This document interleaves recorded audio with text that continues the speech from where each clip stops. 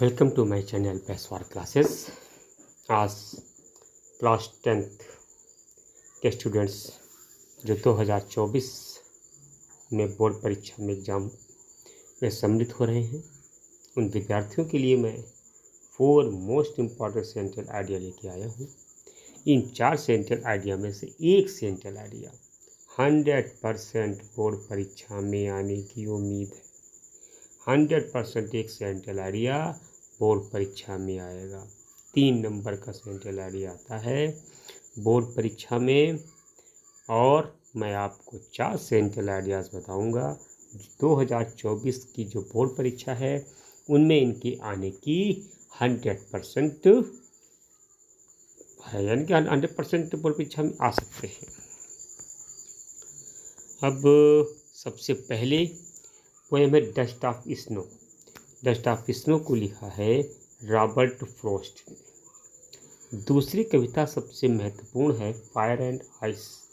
Fire and ice को लिखा है रॉबर्ट फ्रॉस्ट ने। और तीसरी सबसे इम्पॉर्टेंट जो कविता है वो है अमंडा। इसको लिखी है रॉबिन क्लीन।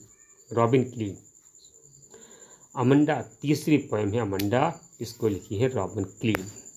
और ये चौथी पोएम है फॉग।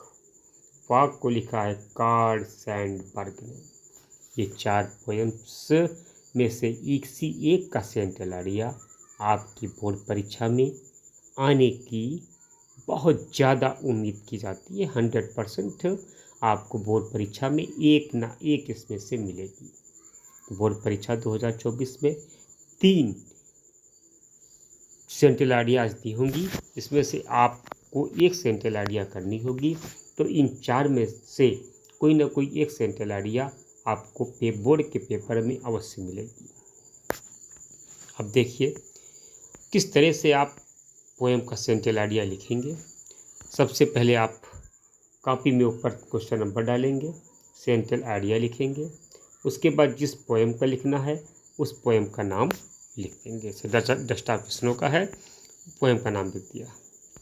अब इसके बाद हमको सबसे पहले क्या लिखना है, the poem dust of snow composed by Robert Frost. यानी कि पोएम डस्ट ऑफ स्नो, यानी कि डस्ट ऑफ स्नो पोएम को रॉबर्ट फ्रॉस्ट ने लिखा है।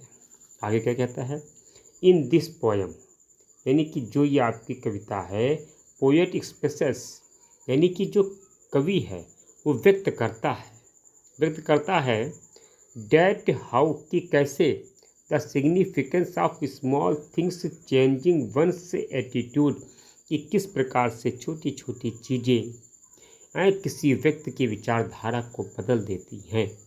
यानी कि इस कविता में व्यक्ति व्यक्त करना चाहता है, कवि जो है व्यक्त करना चाहता है किस प्रकार से छोटी छोटी जो वस्तुएं हैं वो मानव की विचारधारा को बदल देती हैं। बहुत ही आसान।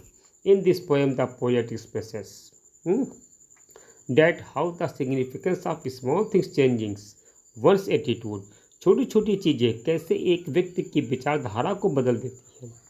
ही प्रेजेस, यानी कवि क्या कहता है, प्रशंसा करता है ब्यूटी ऑफ स्नो फॉल, यानी कि जो ऊपर से बर्फ गिर रही है उसकी सुंदरता का वर्णन करता है। विच चेंज्ड, यानी कि जो ऊपर से बर्फ गिर रही है वो विच चेंज्ड, जो बदल देती है मूड को, किसके, कवि को मूड को बदल देती है। And saved many moments from being wasted away, और जो क्षण उसके नष्ट हो जाते, बर्बाद हो जाते, उस क्षणों को नष्ट बर्बाद होने से बचा लेता है।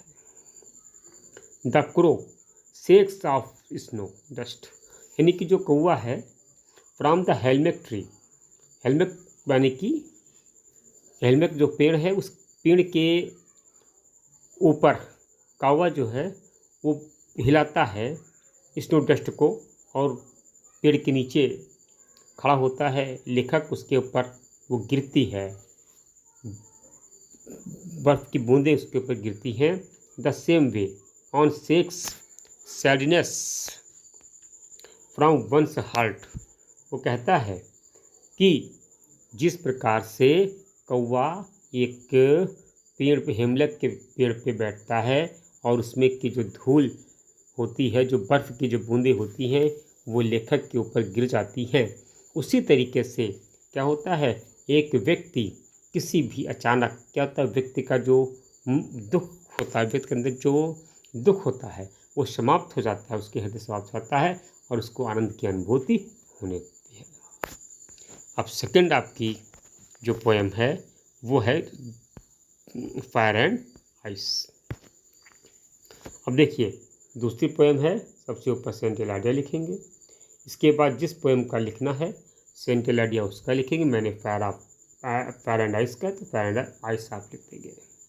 सबसे ऊपर क्वेश्चन नंबर डालेंगे, फिर सेंट्रल आइडिया लिखेंगे, फायर एंड आइस, पोएम का नाम लिख देंगे।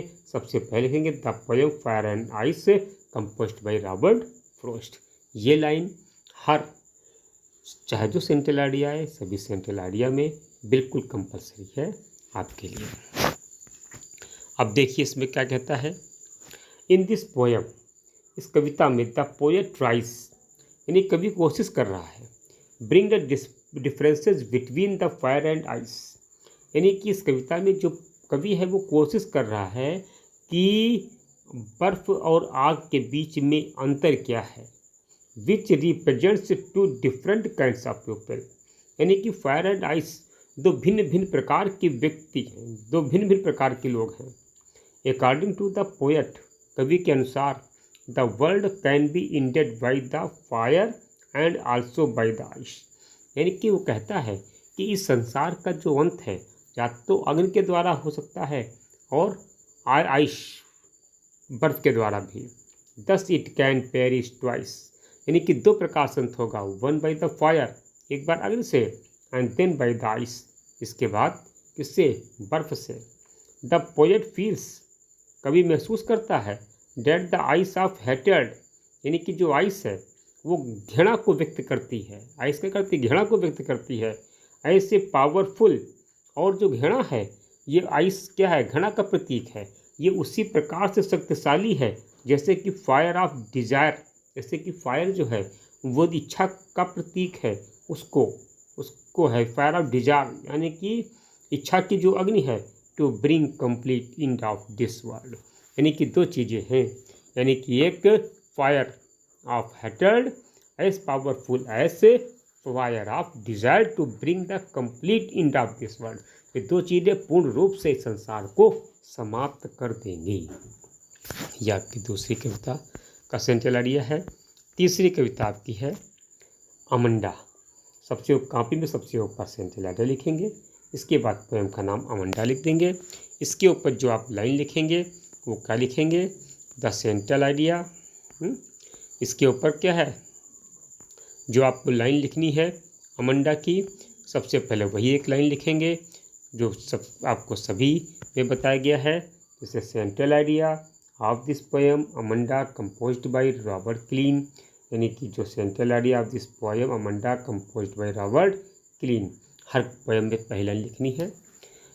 दिस पोएम, जो ये कविता है, पोएम नहीं, जो कविता जो है ये अमंडा, रिवॉल्व्स अराउंड, घूमती है चारों ओर, हाउ ए कैसे, how a child constantly scolded bye her mother, यानी कि एक लड़की के चारों ओर कहानी घूमती है कि किस प्रकार से एक लड़की अपनी माँ के द्वारा निरंतर डांटी जा रही है।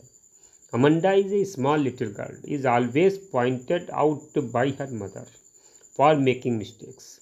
अमंडा एक छोटी लड़की है जो उसकी माताजी गलतियों को करने के लिए, जब गलतियाँ करती है तो एक एक गलती को बताती है कि उसको, एक एक गलतियों को बताती है कि इसको ऐसा नहीं करना, इसको ऐसा नहीं करना है।